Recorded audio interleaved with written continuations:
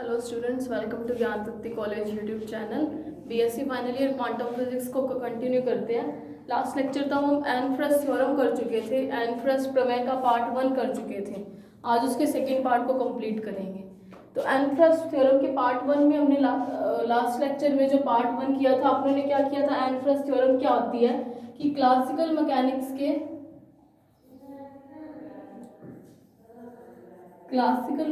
के सारे रिजल्ट्स को अगर अपने को क्वांटम मैकेनिक्स में यूज करने हैं तो अपने को क्या करना पड़ेगा, हर एक वेरिएबल की या हर एक क्वांटिटी को उसकी एक्सपेक्टेशन वैल्यू में बदलना पड़ेगा। और जब अपने एक्सपेक्टेशन वैल्यू में बदल लेंगे तो जो चीज़ें हम क्लासिकल मैकेनिक्स में यूज कर रहे थे वो उसे हम क्वांटम मैकेनिक्स में भी यूज कर पाएंगे।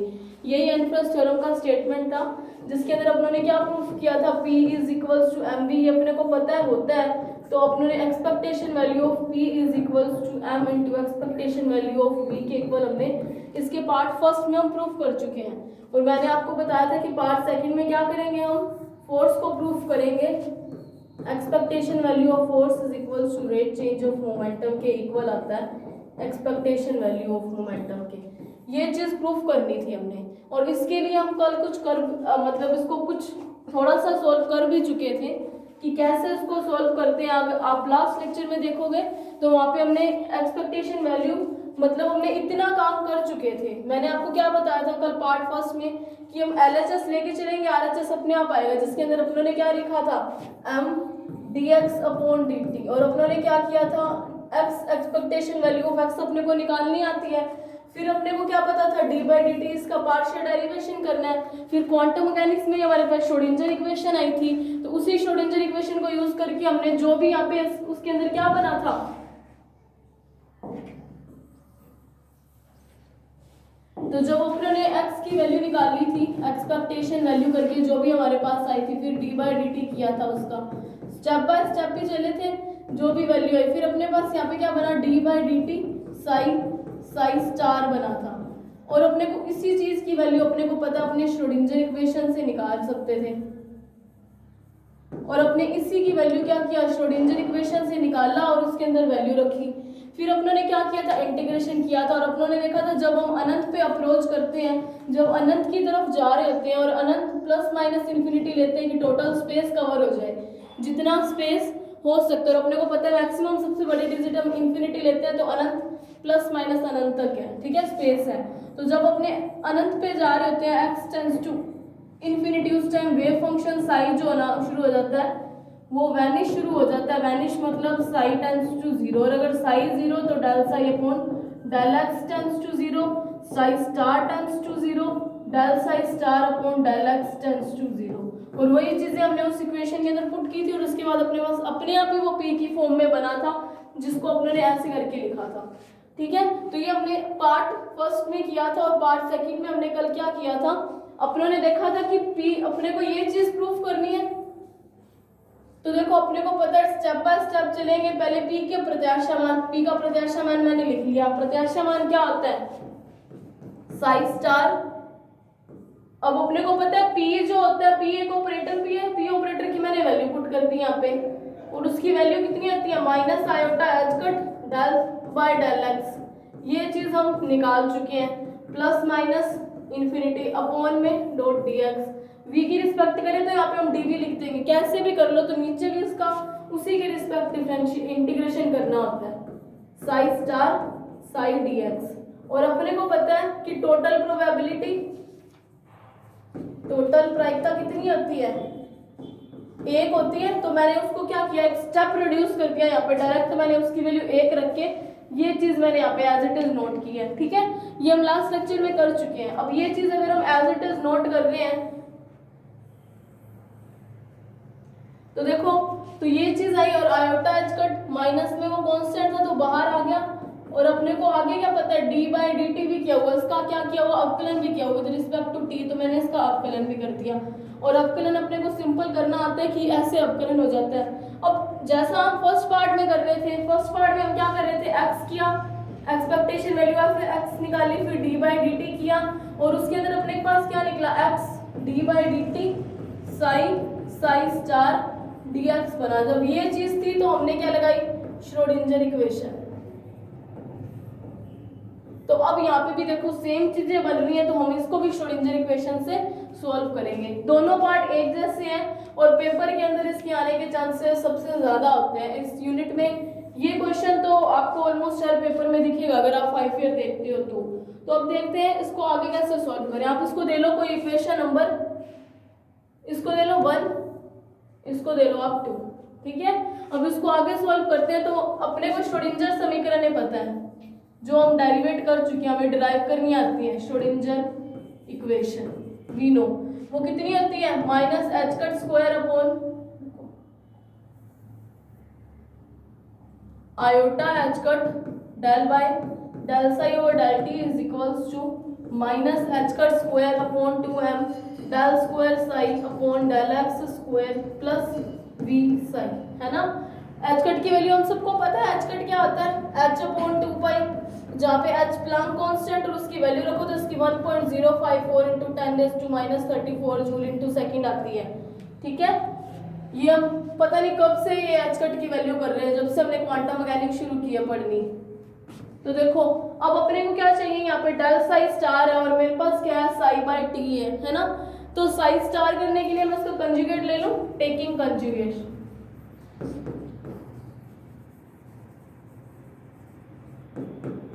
ऑफ अबव इक्वेशन,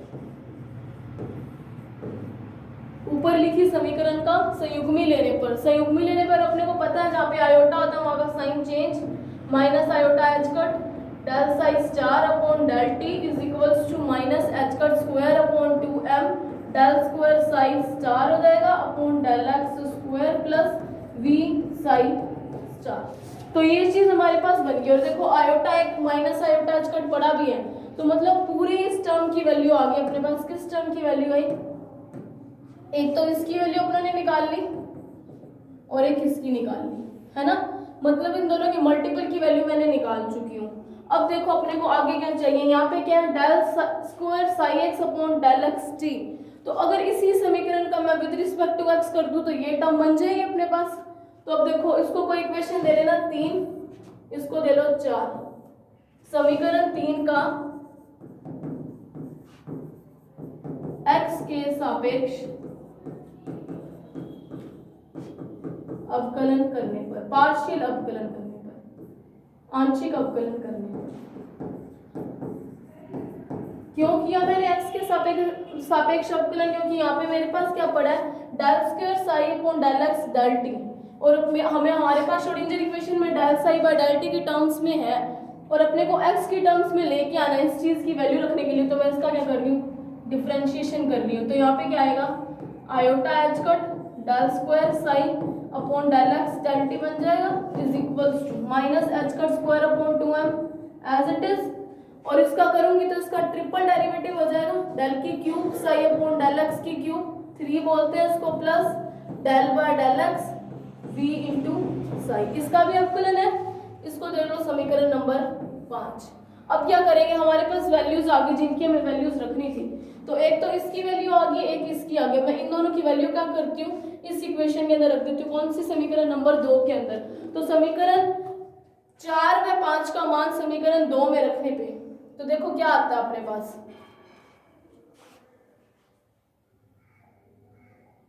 तो देखो क्या आएगा अपने पास, expectation value of dp upon dt is equals to, अगर मैं इसको थोड़ा सिंपल करके लिखूं इस इक्वेशन को, तो इस इक्वेशन को मैं ऐसे लिख सकती हूँ, ये वाली समीकरण को अगर मैं इस माइनस आयोटा को अंदर ले लेती हूँ, minus iota H cut del psi star upon del x del psi upon del x, ये डेल टी है सॉरी,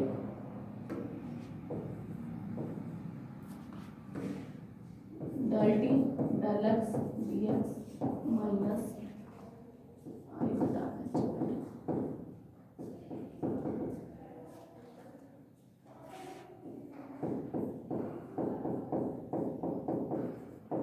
तो देखो ये मैंने क्या किया है, इस स्टेप के अंदर माइनस आयोटा एच कट का अंदर मल्टीप्लाई कर दिया, लिमिट जो है वो चलती रहेगी, यहाँ पे भी लिमिट आएगी, यहाँ पे भी है, ठीक है। अब ये वैल्यूज यहाँ पे हम रखते हैं इन दोनों की वैल्यूज। तो जब इन दोनों की वैल्यूज रखेंगे अपने पास माइनस आयोटा एच कट और इस टर्म की वैल्यू मेरे पास है, तो मैं इस पूरी टर्म की वैल्यू ये यहाँ पे रख देती हूँ माइनस एच कट स्क्वायर। तो इस पूरे टर्म की वैल्यू क्या है, minus H cut square upon 2m del square psi star upon del x square plus v psi star del psi by del x multiply में चल रहा था dx माइनस, देखो वही किया है, ये लास्ट लेक्चर में कर चुके हैं, वैल्यूज को पुट कर रही हूँ सिंपल, और उसके बाद इस टर्म की वैल्यू रखती हूँ मैं, माइनस आ गया minus H cut square upon 2m del की cube psi upon del x cube plus del upon del x V psi, psi star एक मल्टीप्लाई में पड़ा dx माइनस प्लस ये रहा वो साई स्टार, देखो ये रहा, ये psi star as it is multiply में पड़ा है।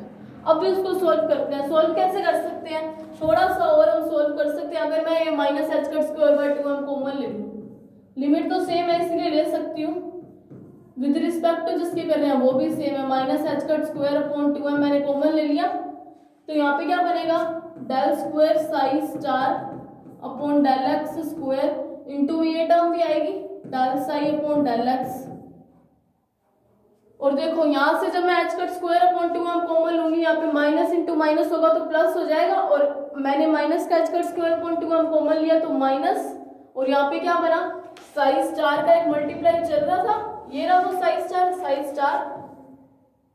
Del square psi upon del cube psi upon del x cube into dx, ठीक है, प्लस अब इस टर्म को लिखती हूँ minus to plus infinity v psi star del psi upon del x into dx minus minus plus, अब देखो ये वाली टर्म के साथ जब इस साइन को मैंने लेके गई तो ये आया प्लस, लेकिन यहाँ पे plus into minus is minus, minus to plus infinity psi star जो हमारे पास पड़ा था इसकी मल्टीपल में भी आएगा del upon del x into v psi dx, यही आई। अब देखो यहाँ पे जैसे मैं वहां पे कर रही थी, अपने पास आ रहा था डेल साई स्टार, सॉरी अपने पास जब अपने प्रोबेबिलिटी कंटिन्यूटी इक्वेशन करते हैं तब अपने पास वहां पे क्या बनता है psi star del square psi minus psi del square psi star, तो मैंने वहां पे आपको सोल्व करके दिखाया था, मैं एक डेल बार ले सकती हूँ, सेम मैं इसके अंदर लेके चलूंगी, तो अगर आप उसको सोल्व करोगे तो ये वैल्यूज क्या आएंगी, सेम आएंगी, ठीक है। एक डेल को मैं बाहर लेके आ रही हूँ, minus H cut square upon 2m भी बाहर लिख दूँ, कॉन्स्टेंट है, minus H cut square upon 2m integration, एक मैंने क्या किया डेल बाय डेल एक्स को बाहर लिया, तो यहाँ पे आएगा del psi star del x into del psi upon del x minus psi star del square psi upon del x square into dx plus integration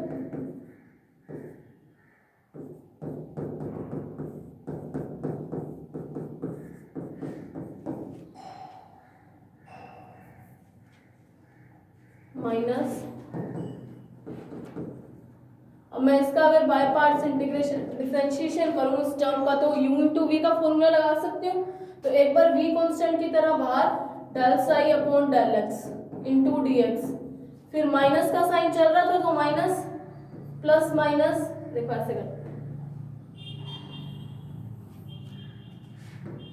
इसका अगर मैं कर रही हूँ by parts, u into v का फॉर्मूला लगा रही हूँ यहाँ पे, तो plus minus infinity psi star हमारे पास पड़ा है जो मैंने यहाँ पे रख दिया, इसका अगर मैं करूंगी तो v बाहर कांस्टेंट की तरह del psi upon del x plus psi बाहर कांस्टेंट की तरह del v upon del x into dx, with respect to dx चल रहा है, यही चीज बनी, u इंटू वी का फॉर्मूला लगा दिया इस टर्म पे, और यहाँ पे देखो अगर इसको आप सोल्व करके देखोगे ना, del dot del psi star del psi minus psi star del square psi, अगर आप इसको खोलोगे ना, इसका डेल बाय डेल एक्स करोगे इस पूरी इक्वेशन को, तो ऊपर वाली सेम इक्वेशन बनेगी, चाहे आप करके देख लेना,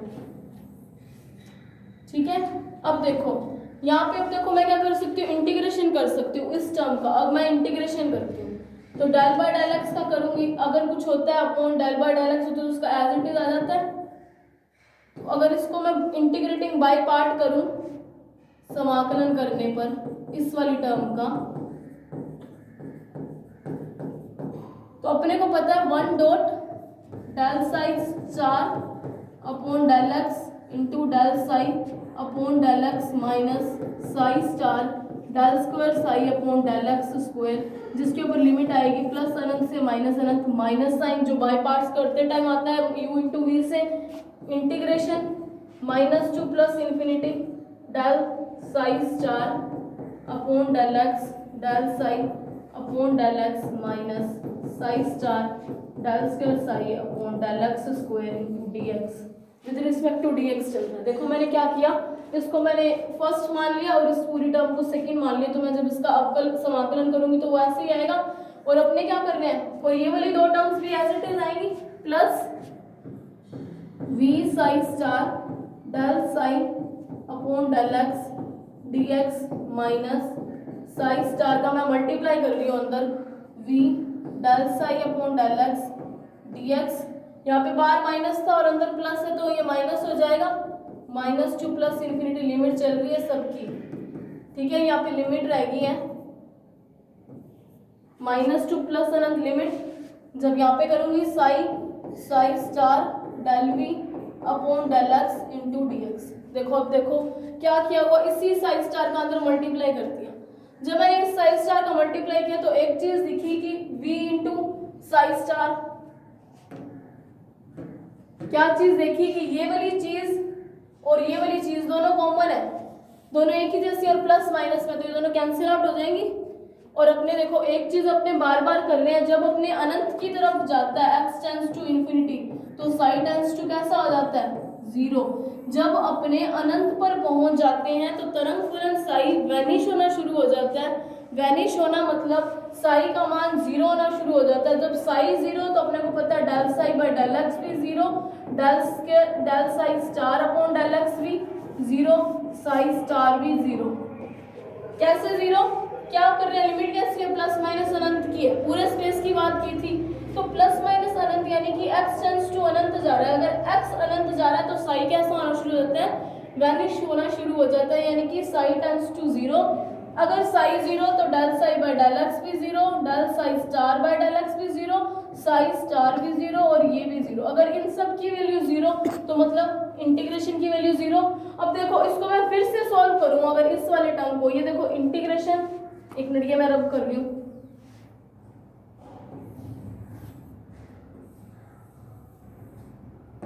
इसकी 0 कैसे वैल्यू है अपने को पता है, x जब इसकी वैल्यू रखोगे x tends to infinity then psi tends to vanish, psi vanish मतलब psi tends to 0, psi tends to 0 तो del psi by del x 0, del psi star by del x star 0, psi star tends to 0, तो इस पूरे term की value कैसी आ जाएगी 0।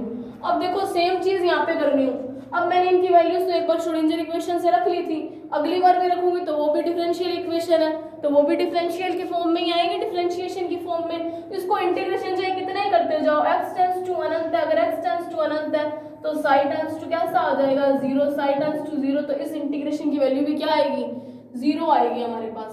तो इन्हीं की वैल्यूज रखते हैं, क्या लिखोगे आप, जब x टेंड्स टू अनंत देन साई टेंड्स टू 0, क्यों, क्योंकि अनंत पर तरंग फलन साई क्या होने लग जाता है, वैनिश होना शुरू हो जाता है, तो इस पार्ट की वैल्यू 0, और इसको भी जब हम सोल्व करेंगे तो सेम चीज ही बनेगी और इसकी वैल्यू भी फिर क्या आ जाएगी 0। तो अगर मैं इन सब वैल्यूज को यहाँ पे पुट करूंगी तो यहाँ पे देखो dp upon dt is equals to, तो देखो बचेगा क्या फिर हमारे पास, ये वाली दोनों टर्म्स भी, ये वाली दोनों 0 होगी और ये दोनों वैसे ही कैंसिल आउट हो गया, तो बचा क्या माइनस साइन और ये वाली पूरी टर्म बची है ना, तो मैं यहाँ पे लिख रही हूँ उसकी value minus sign -2 plus infinity psi star del v upon del x into d x, है ना, ये चीज बची। और अपने को पता है, मैंने आपको जब श्रोडिंगर इक्वेशन कराई थी अपनों ने क्या देखा था, श्रोडिंगर की समीकरण करते हुए अपनों ने दो चीजें देखी थी, एक तो फॉर फ्री पार्टिकल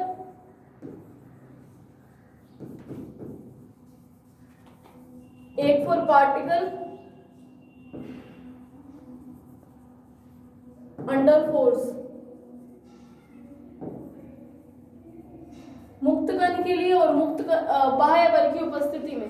जब मैंने आपको बताया था पार्टिकल फ्री होगा, यानी कि अगर वो मूविंग है तो वो हमेशा ही क्या रहेगा, मूविंग रहेगा, लॉ ऑफ इनर्शिया। ठीक है, जड़त्व का नियम हमने पढ़ा हुआ, गतिशील है तो गतिशील रहेगा जब तक कि उस पर कोई बाह्य बल ना लगाया जाए, स्थिर है तो स्थिर रहेगा जब तक उस पर कोई बाह्य बल ना लगाया जाए, तो वो गतिशील है, गतिशील रहेगा। ठीक है, ये फॉर फ्री पार्टिकल का केस था। जब अपनों ने for moving particle under force किया था, तब मैंने बताया था गतिशील कण के ऊपर जब कोई बल लगेगा तो वो कहीं ना कहीं जाकर रुकेगा। रुकेगा मतलब उसके पास कुछ ना कुछ पोटेंशियल एनर्जी आएगी। कैसे? फोर्स का, फोर्स लगा जिसके कारण क्या हुआ, पार्टिकल रुका, माइनस डेल बाय वी के किया मैंने, है ना। मैंने आपको, अगर आपने मेरी श्रोडिंगर इक्वेशन वाली लेक्चर्स देखे हैं तो आपको पता होगा, मैंने इस चीज को वहां पे एक्सप्लेन किया था। F is equals to minus del v के इक्वल क्या है, जहाँ पे वी क्या होती है, स्थितिज ऊर्जा होती है, पोटेंशियल एनर्जी होती है। माइनस साइन तो शो कर रहा है कि दोनों अपोजिट काम कर रहे हैं। फोर्स अप्लाई किया और उसके बाद क्या हुआ, सारी की सारी एनर्जी किसमें चेंज होगी, पोटेंशियल एनर्जी में चेंज होगी।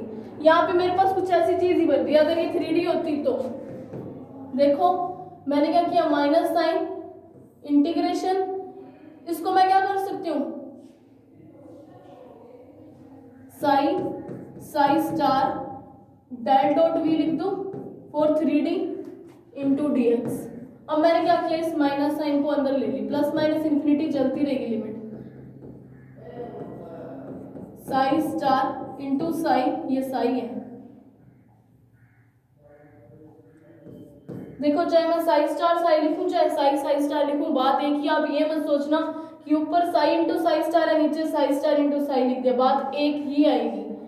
मैंने माइनस साइन अंदर ले लिया, माइनस डेल डॉट वी,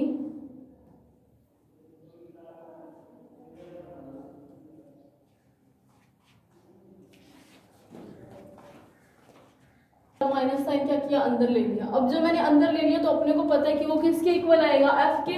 बाह्य बल क्या होता है, माइनस डेल डॉट वी, यानी कि gradient of potential energy with negative sign के इक्वल आता है एक्सटर्नल फोर्स। बाह्य बल किसके साथ इक्वल आता है, gradient of potential energy with negative sign. ठीक है, और यहाँ पे वही नेगेटिव साइन मैंने लिख दिया। अगर ये प्रत्याशा मान की टर्म्स में है तो उसको भी मैं प्रत्याशा मान की टर्म्स में लिखूंगी, minus del dot v upon dx। अगर इसी डेरिवेशन के अंदर मैं 3D की बात कर रही होती, मैंने पूरा डिफरेंशिएशन इंटीग्रेशन किसके रिस्पेक्ट में किया था, मैंने यहाँ पे ऐसे लिखा था del dot del are into D v. अगर मैंने पूरा इंटीग्रेशन जो मैंने फर्स्ट टर्म लेके गई थी, एक्सपेक्टेशन वैल्यू शुरू की थी जब मैंने यहाँ पे del P is equals to psi star, sorry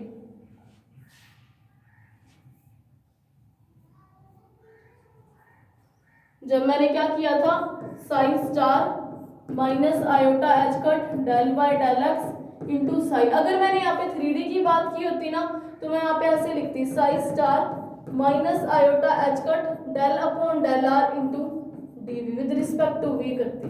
देखो 3D की बात है, मैंने 1D में किया, कोई फर्क नहीं पड़ेगा। आप 1D में कर लोगे तब भी कोई दिक्कत नहीं आएगी, 3D में करोगे तब भी कोई दिक्कत नहीं आएगी। क्या चेंज आएगा, जहाँ पे आप dx के सापेक्ष यहाँ पे अवकलन कर इंटीग्रेशन कर रहे थे वहाँ पे dv आ जाएगा, और जहाँ पे आप डेल बाय डेल एक्स लिख रहे थे वहाँ पे डेल बाय डेल आर लिखना पड़ेगा। तो 3D के सापेक्ष 3D में भी करोगे ना तब भी इक्वेशन ऐसी ही आएंगे, और 1D में करोगे तब भी ऐसी आएंगी। तो ठीक है, मैंने इसको 1D में लिया हुआ है। तो देखो मैंने क्या किया, अगर इसको ये एक्सपेक्टेशन वैल्यू की फॉर्म में है तो यहाँ पे क्या करूंगी,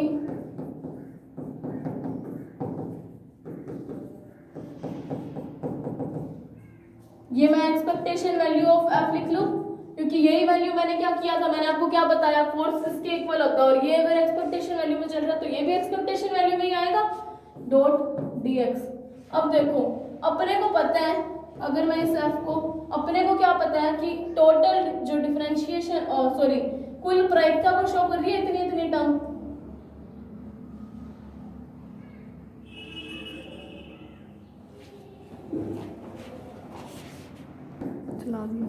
अब देखो अपने ने क्या देखा कि जो इतना टर्म है ये सारा किसको शो कर रहा है, कुल प्रायिकता को। अपने क्या लिख रहे थे, Sai star dx minus infinity to plus infinity limit लगाते हैं इज इक्वल टू 1 होती है टोटल प्रायिकता। और ये जो इंटीग्रेशन है विद -2 प्लस इंफिनिटी, यही शो कर रहे हैं कि पूरे आकाश की बात कर रहे हैं।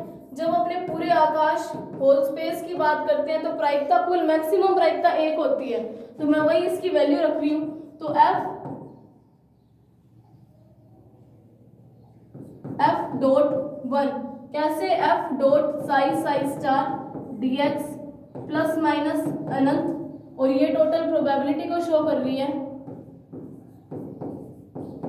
तो dp upon dt is equals to f dot 1, जो कि किसके इक्वल आ गया, f की। और यही हमारा स्टेटमेंट था एनफ्रस थ्योरम का कि क्लासिकल मैकेनिक्स में जो रिजल्ट थे सारे के सारे हम क्वांटम मैकेनिक्स में यूज कर सकते हैं। वो भी कैसे, जब हम उसको क्या करें, उसकी प्रत्याशा मान यानी एक्सपेक्टेशन वैल्यू में चेंज कर ले। तो हमने ये चीज प्रूफ कर दी कि क्लासिकल मैकेनिक्स में हम क्या लेके चले थे, F is equals to dp upon dt होता है, जो हमने न्यूटन के नियम पढ़े थे। और मैंने क्वांटम मैकेनिकली इस चीज को प्रूफ कर दिया। सारे स्टेप्स में हमने क्या किया, हमने इतना किया कि हम क्या लेके चले थे, एक्सपेक्टेशन वैल्यू ऑफ p हमारे पास कुछ आई थी, जो आई थी उसका मैंने क्या किया, with respect to time differentiation किया। और जो डिफरेंशिएशन में जो टर्म्स आई थी उनको क्या किया, श्रोडिंगर इक्वेशन से, अगर ये लास्ट बैक पेजेस पढ़े होते तो मैं आपको दिखाती, श्रोडिंगर इक्वेशन अप्लाई की, जिससे मैंने क्या किया, del psi star upon del T की वैल्यू निकाली, del square psi upon del x del T की वैल्यू निकाली, और उसके अंदर मैंने पुट किया। फिर मैंने क्या किया, इंटीग्रेशन किया, और जैसे जैसे उसको सॉल्व करते चले हमारे पास ये टर्म बन गई। और अपने को पता है, यहाँ पे आप लिखोगे we know that force F is equals to minus del upon del x, v के इक्वल आती है, जिसको माइनस डेल डॉट v के इक्वल आती है। और ये एक्सपेक्टेशन वैल्यूज लेके चल रहे थे, इसलिए मैंने इसको भी एक्सपेक्टेशन वैल्यू में कन्वर्ट किया। तो ये हमारा एनफ्रस थ्योरम यहाँ तक होती है कंप्लीट। अब अपने नेक्स्ट टॉपिक करते हैं, जहाँ पे मैं आपको करवा रही हूँ, ऑपरेटर्स हमारे चल रहे थे और अभी उस ऑपरेटर को ही हम कंटिन्यू करते हैं, ठीक है। एनफ्रस थ्योरम मोस्ट इंपॉर्टेंट, अगर आप इस लेक्चर को 2 बार देखोगे मेरे हिसाब से तो इसमें सिंपल मैथ लगाई हुई है, तो आपको एक बार में भी समझ आ जाएगा, नहीं तो आप इसको 2 बार देखोगे आपके एकदम सेट हो जाएगी ये चीज। तो अब देखो, अब अपने करेंगे एंगुलर मोमेंटम ऑपरेटर।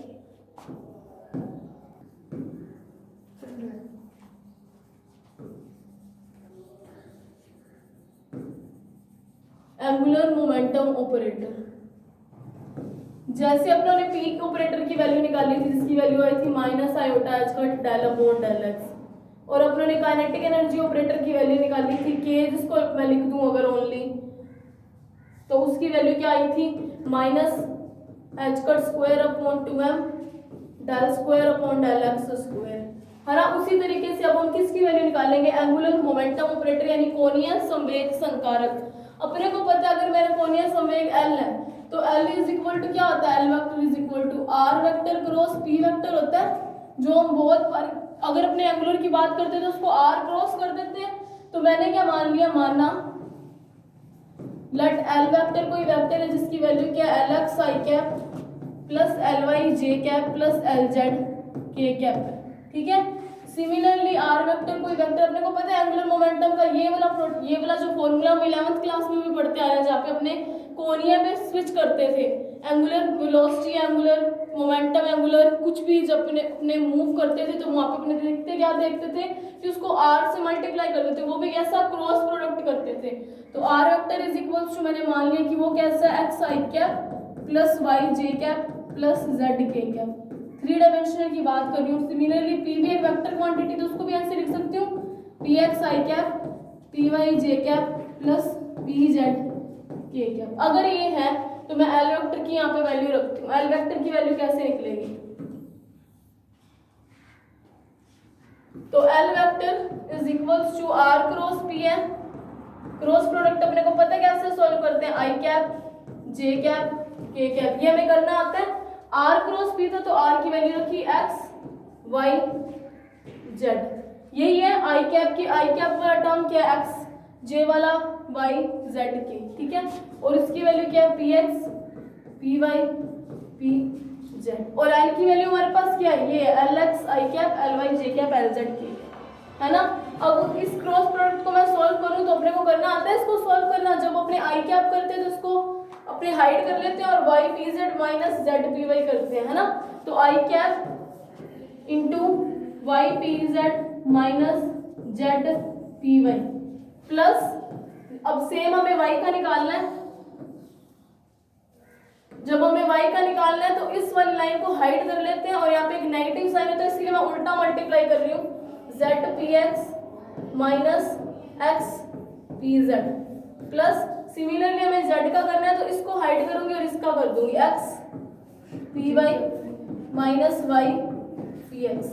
अब हमें क्या करना है, j कैप यहाँ पे आना था और यहाँ पे क्या आना था k कैप, और अपने को पता है L की वैल्यू क्या आई है, अपनों ने क्या मानी है एल एक्स आई कैप प्लस एल वाई जे कैप प्लस एल जेड के कैप। अगर मैं इसको एक तरीके से हम इसको सिंप्लीफाई करूं तो मैं यहाँ पे एल एक्स की वैल्यू लिख सकती हूँ। कुछ एल एक्स की वैल्यू क्या आएगी, मैं यहाँ पे लिख रही हूँ एल एक्स की वैल्यू क्या आएगी। अगर मैं इसको क्या करूँ कंपेयर करूँ, एल एक्स की वैल्यू क्या आएगी, Y P Z minus Z P Y, यही आई कैप को आई कैप के इक्वल रख दिया, ठीक है, जेड पी वाई के इक्वल रखा। सिमिलरली एल वाई निकाल सकते हैं यहाँ से, एल वाई की वैल्यू क्या आ रही है हमारे पास, Z P X minus X P Z. Similarly L Z आएगा X P Y minus Y P X, है ना। तो ये आई हमारे पास L X L Y L Z की वैल्यू आई। अब इसको ऑपरेटर्स की टर्म में लिखें, इन टर्म्स ऑफ ऑपरेटर, संकारक के पदों में एल एक्स की कुछ वैल्यू आई थी जो क्या आई थी, Y P Z minus Z P Y, Y P Z minus Z P Y. जब मेरे को ऑपरेटर्स की टर्म में लिखना है तो मैं इसको क्या लिखूंगी, एल कैप, ऑपरेटर है तो कैप लगा देते हैं, वाई, और अपने पास किसी पी ऑपरेटर की वैल्यू मेरे को पता है, अगर मैं यहाँ पे लिखूं पी, अगर मैं यहाँ पे इसको एक बार ऑपरेटर की वैल्यू में लिख देती हूँ, L X is equals to Y P Z minus Z P Y. ये ऑपरेटर की टर्म में लिखा, मेरे को पता है पी ऑपरेटर की वैल्यू क्या है, minus iota H cut del by del R की इक्वल होती है। अगर यही पी एक्स हो तो minus iota H cut del upon del X हो जाएगी, और यही अगर मेरे पास कोई पी वाई हो minus iota H cut del upon del Y की इक्वल आएगा, और अगर पी जेड हो तो minus iota H cut del upon del Z की इक्वल आएगा। तो इन terms of operator L cap operator की वैल्यू क्या आएगी, minus iota H cut del upon del Z minus Z minus iota H cut del upon del Y. तो ये आई है हमारे पास कोणीय संवेग ऑपरेटर की in terms of X, in terms of Y. जो आप देखो लास्ट इक्वेशन के अंदर आप ये वैल्यू पुट कर दोगे, जहाँ पे पी एक्स की वैल्यू रखोगे minus iota H cut upon del by del X, P Z की रखोगे सेम पी वाई और पी एक्स की रखोगे तो आपके पास क्या आ जाएगा, इसी तरीके की एंगुलर मोमेंटम ऑपरेटर की वैल्यू आ जाएगी। तो आज हमने क्या किया, एंगुलर मोमेंटम ऑपरेटर और एनफ्रेस थ्योरम को कंप्लीट किया। So thank you for watching this lecture.